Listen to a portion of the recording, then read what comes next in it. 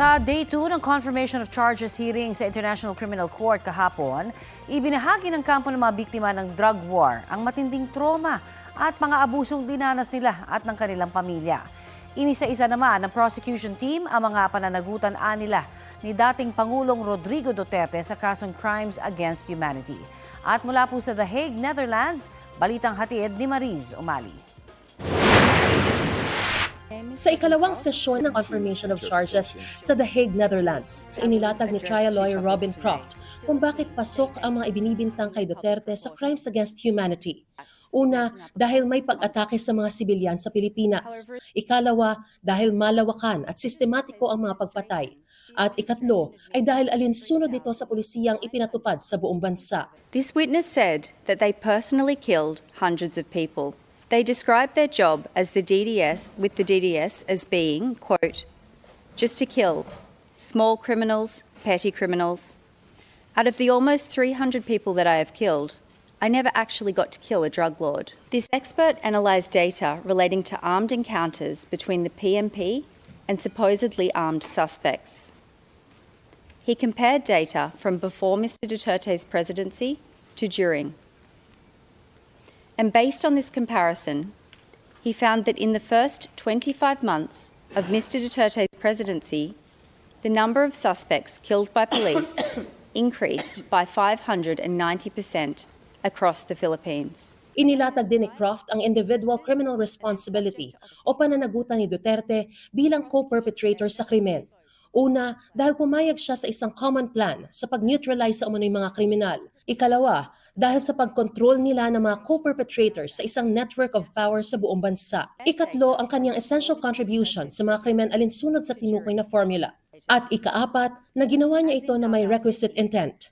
As PMP chief, Mr. De La Rosa now controlled some 180,000 police officers, who, as you have heard, he directed to neutralize drug personalities.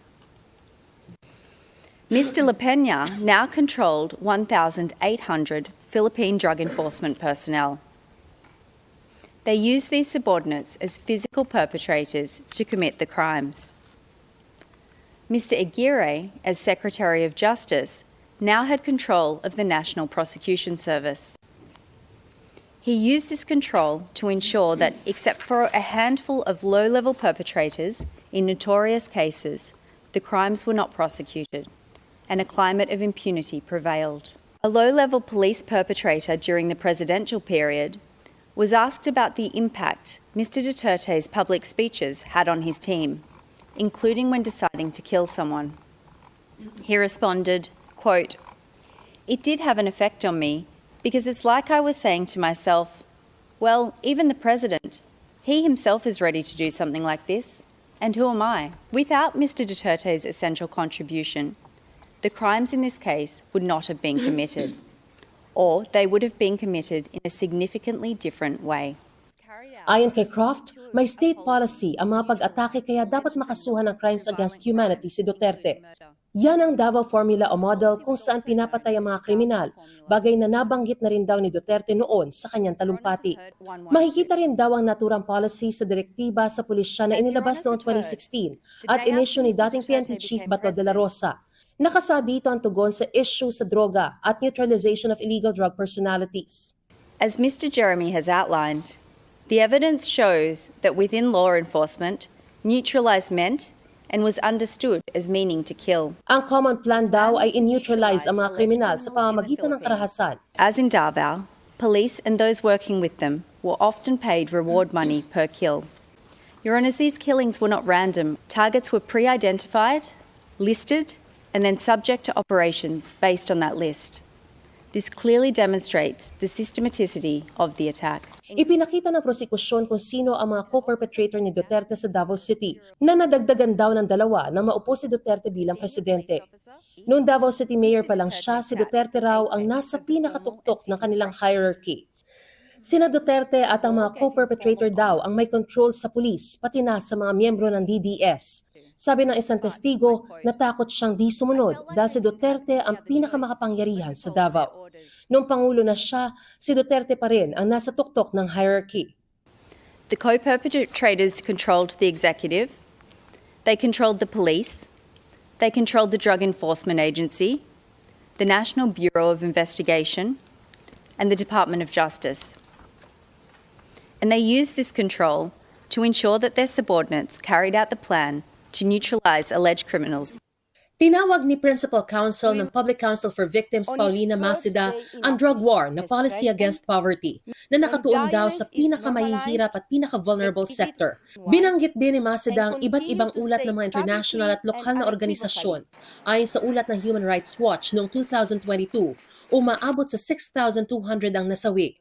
Sa ulat naman ng United Nations noong 2020, tinatayang nasa 8,663 ang bilang ng mga namatay. Ayon sa Commission on Human Rights ng Pilipinas, maaaring doble o triple pa ang aktwal na bilang kumpara sa tala ng United Nations.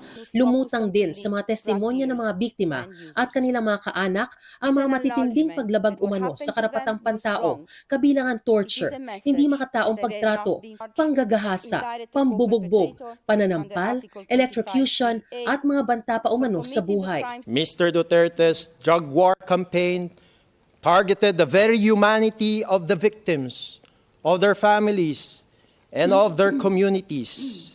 Inalisan kami ng dangal. We were stripped of our dignity.